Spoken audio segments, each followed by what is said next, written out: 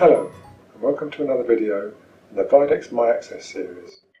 In this short video, I'm going to show you how to use the Replace Card function. To replace a user's card, go to Users, then highlight the user you are going to replace, then take your new card. This time we're going to use a green fob. Place it on the USB reader, click on Replace Card. The message comes up. This will blacklist the current active user's card. Continue, click on Yes.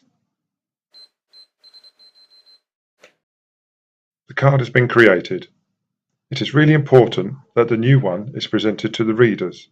Until we do that, the old card will still work. To show you, the old user 1 card still works.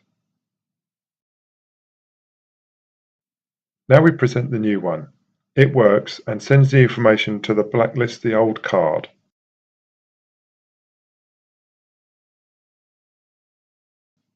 So now we try the old one and it doesn't work.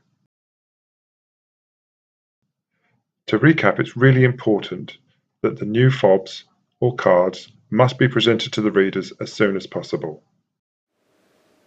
Thank you for watching. Please click on like and subscribe, and don't forget to check out the other videos in the MiAccess series.